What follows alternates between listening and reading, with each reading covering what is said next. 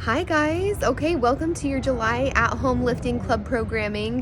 Today's little description of the program is going to be filmed outside. I'm right by the beach, so if you hear some noises in the background, just kind of ignore that. But we are so excited for what July has in store. One of the biggest things that I want you to focus on with your workout programming this block is to really be mindful of the rest that's programmed in. So when there's rest, make sure that you're taking that. You're not overdoing it on the rest where you're sitting there for 5 minutes scrolling Instagram or whatever. You're still focused, but the rest is going to help you to really push your next set and trying to keep the form just as clean as you did on your very first set.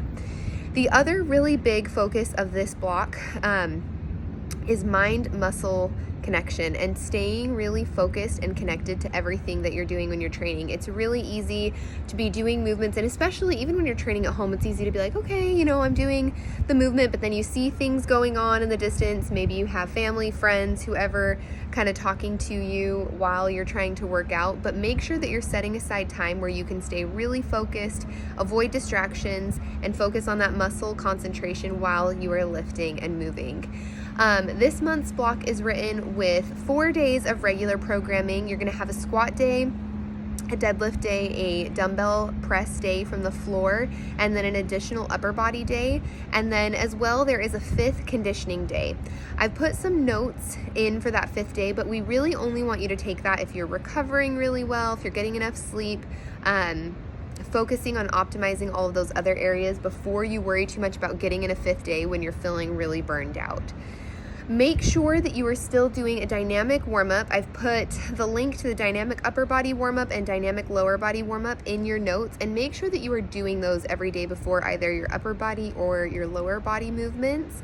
You are going to see some movements that have a pause in them, and the goal for those movements, like if you're doing a paused floor press with a dumbbell, the goal really should be that on that pause you are keeping all of your form tight, you're not letting anything change, you're not collapsing under the weight, but staying really tight and focused on that.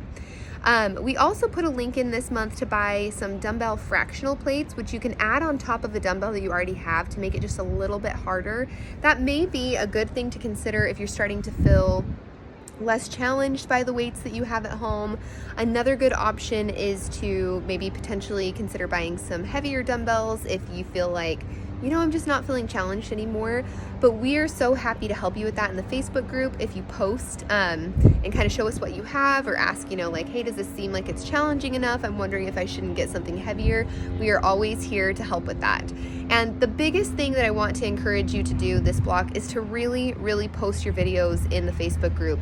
I think that sometimes when we're training at home, it can kind of feel like, what's the point? I don't need to set anything up. I know how to do these movements. But all of our coaches, myself included, every single coach on our team gets feedback from other coaches on their lifts. And even as people who have been lifting for several years, myself 8 or 9 years now, I still get feedback every week because I want to get the most out of my workouts that I possibly can. So try to pick at least one video to post a week.